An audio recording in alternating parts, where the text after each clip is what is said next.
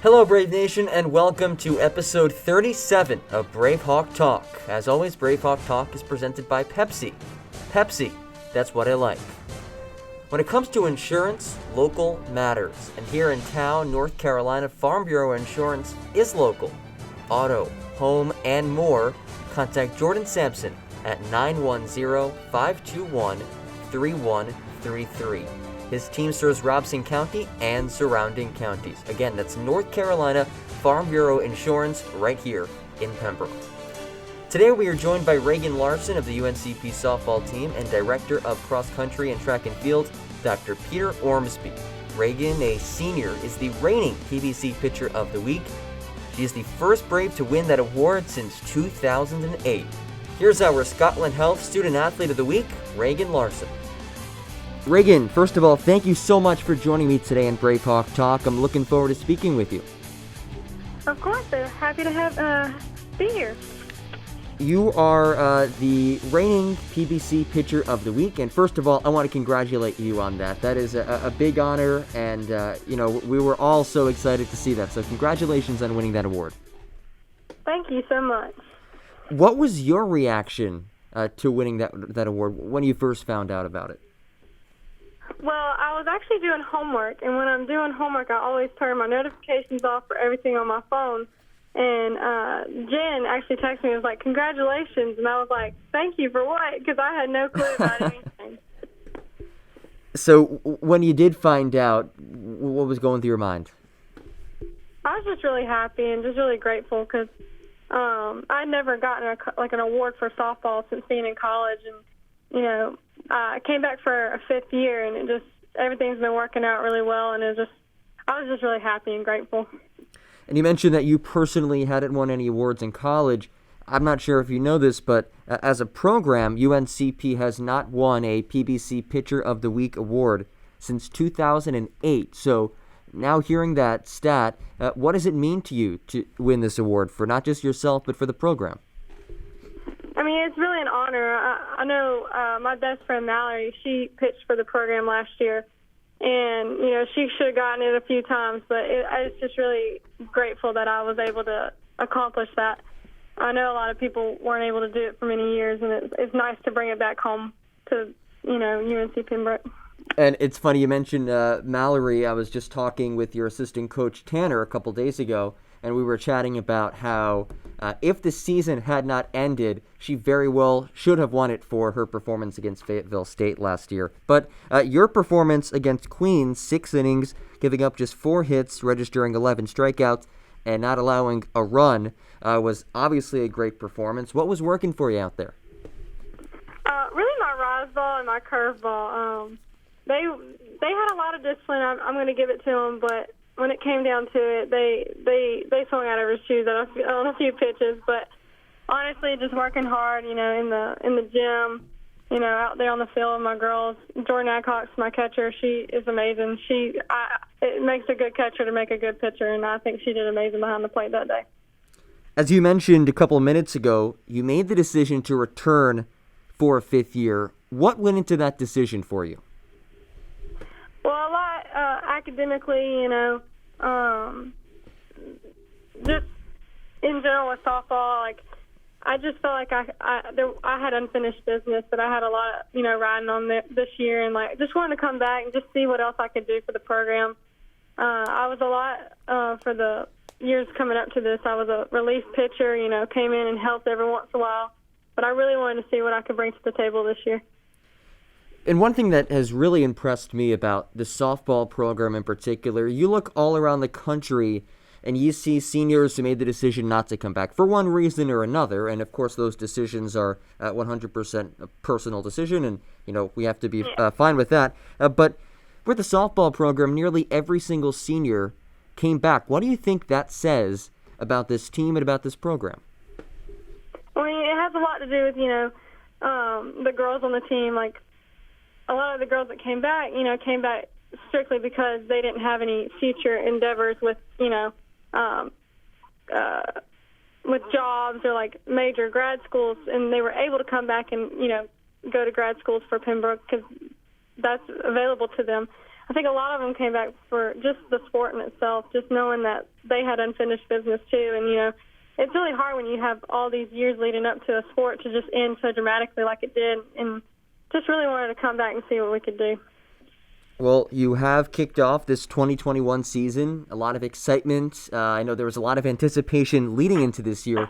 What are your personal goals and expectations for this season? And then what are some of the team goals for this 2021 campaign? Well, honestly, a personal goal has already been, accomplished, but I honestly just wanted to see what I could do. But another personal goal is just to keep my ERA a little bit lower than it has been, in a few years. And a team goal, I want to go to conference again this year. Like, I went my junior year, and I want to go again. Like, I think these girls really could make it all the way and even win it. Absolutely, and we're certainly looking forward to that, and we're definitely looking forward to conference season starting up. Where do you feel that you've grown the most this past off season? Like with softball-wise, I think I've grown the most with my spin. Like, all the girls talk about when we have scrimmages and stuff, they're like, your spin's killer, like, we can't hit it and stuff like that. And life-wise, it's just having a different mindset. I've grown up a lot since, first coming to Pembroke, and so able to just grow and learn and be who I am, I think is the most accomplished I've ever been. You mentioned you've grown a lot since coming to Pembroke, but I know that you did not start your college career here at UNCP. So how did you end up at UNC Pembroke?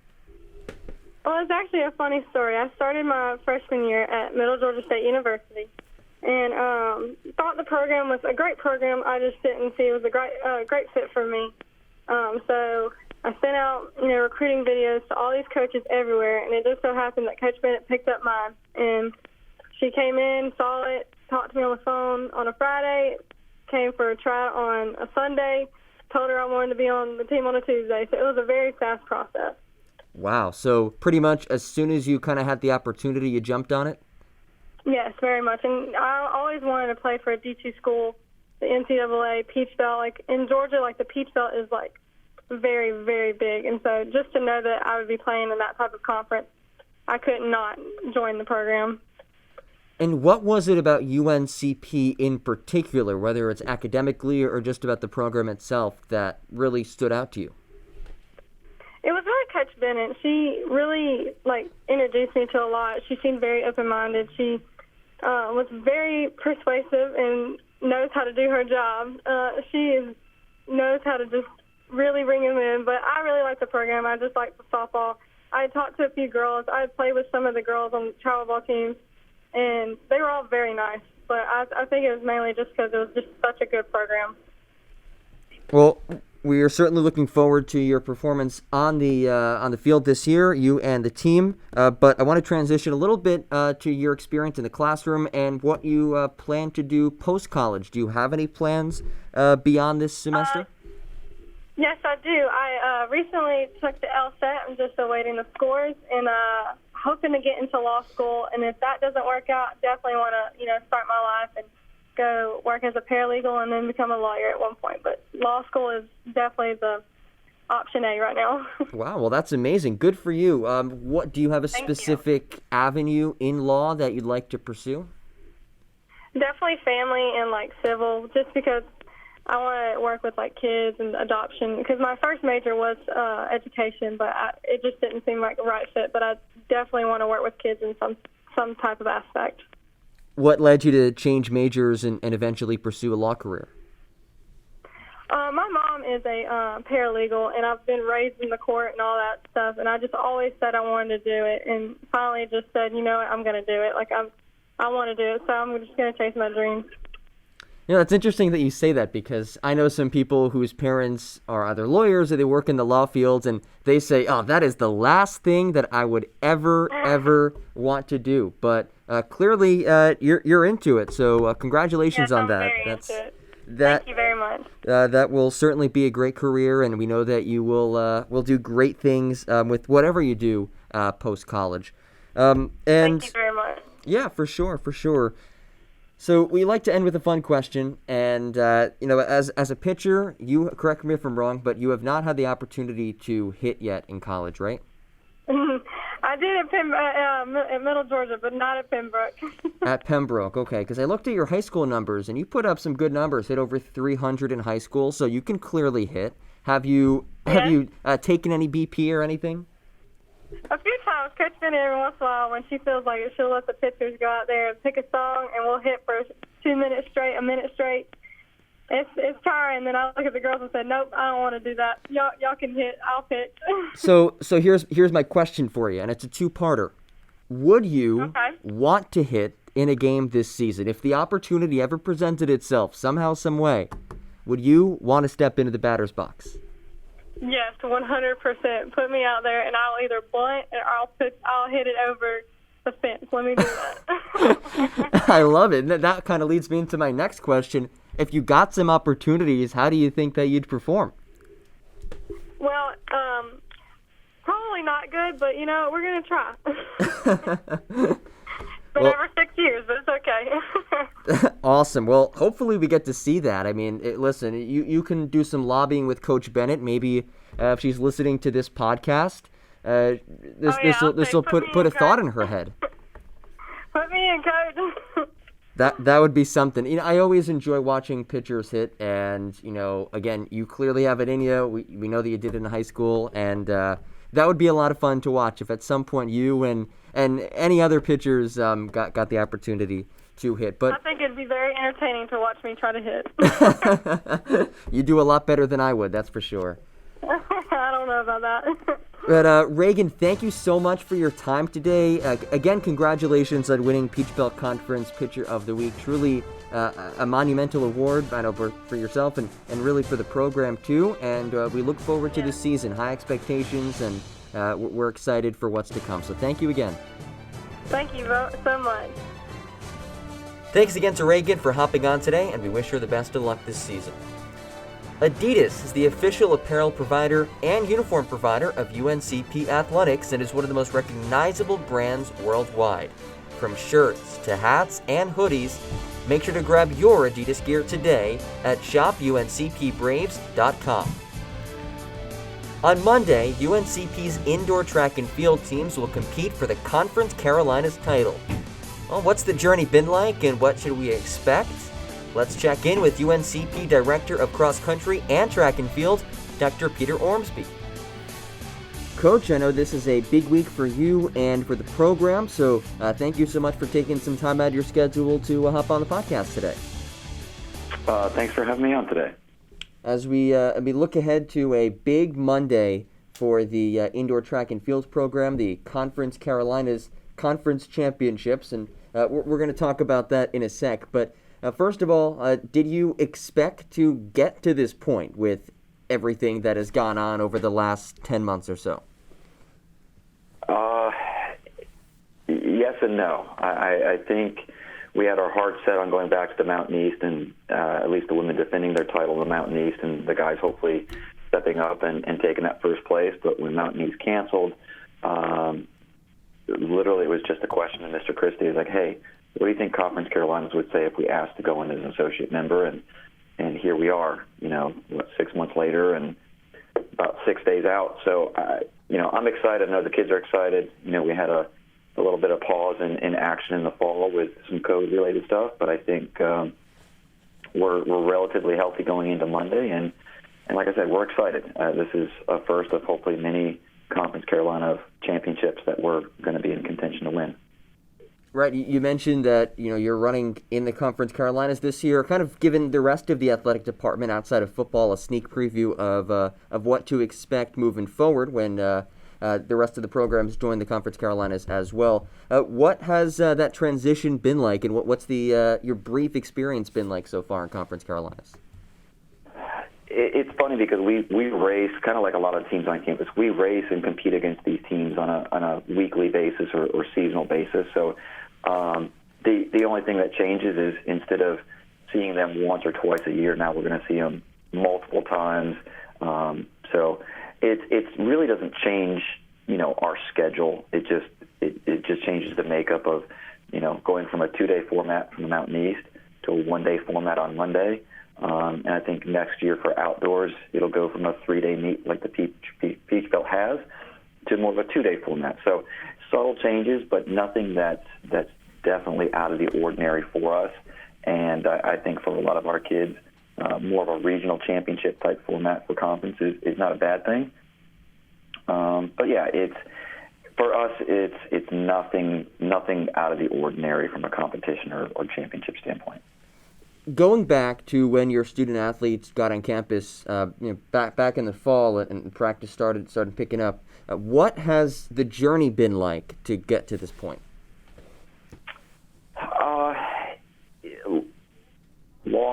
I say long and slow, and I say that only because we brought on 2 brand new assistant coaches this fall, and we kind of worked around with Coach Stuck, Coach Cassidy, and Coach Eddie.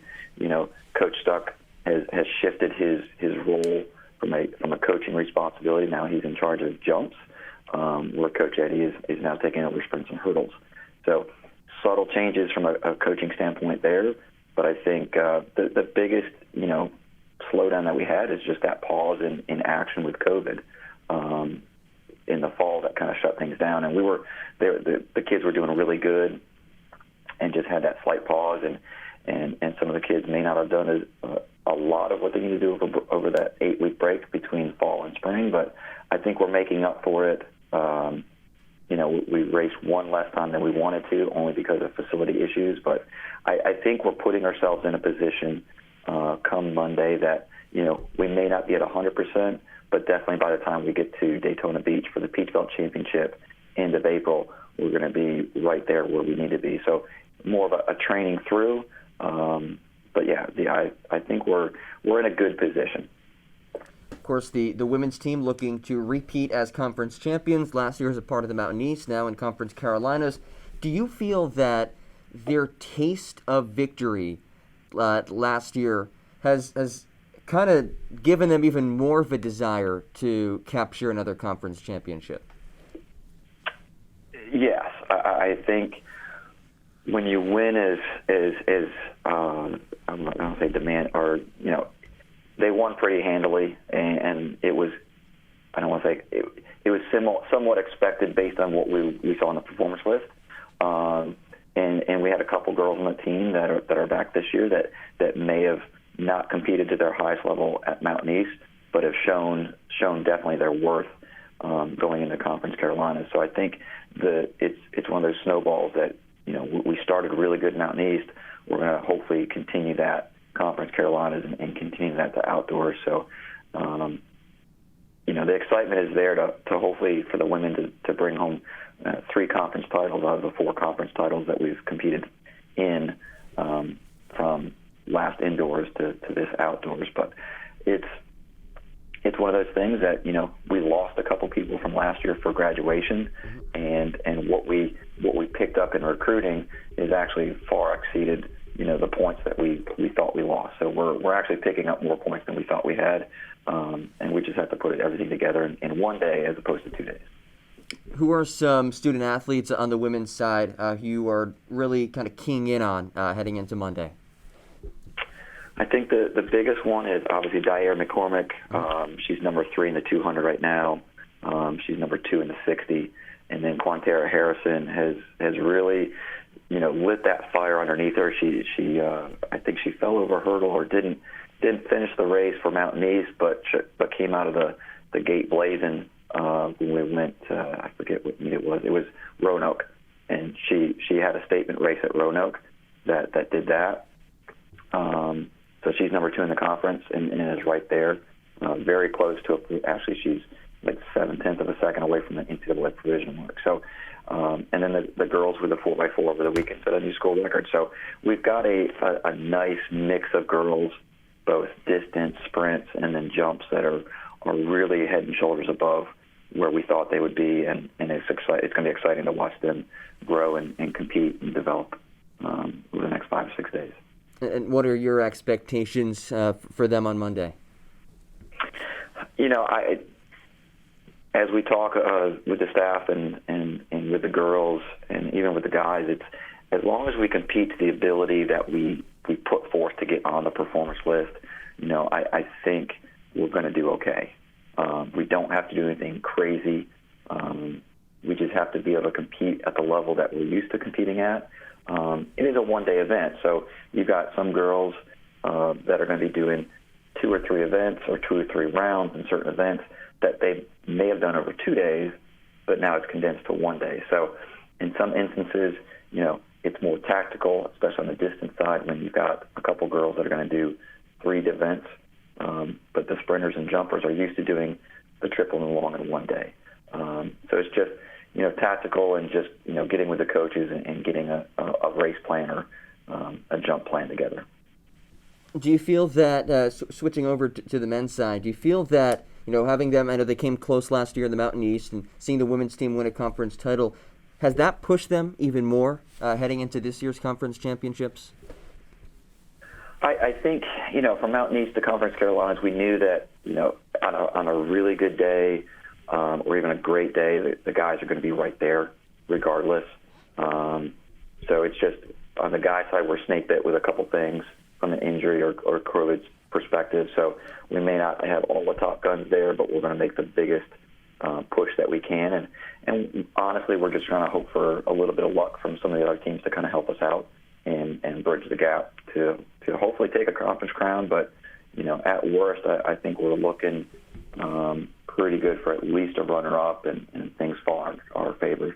We'd be in that contention for a very close first place. And who are some of the men who you're hoping to see big performances from on Monday? I've got the performance list up right now. So, like high jump, we're 1-2 with Orlandis Gamble and Jason DeBerry. So they're 1-2 in the conference. I'm trying to think. Long jump, Pave Smalls, number 1 in the conference, and he's hit a provisional mark for the NCAA. And triple, Darren Elmore is number 1 in the conference with the NCAA provisional mark. So there's a lot of individuals that are in that top 3, which is exciting.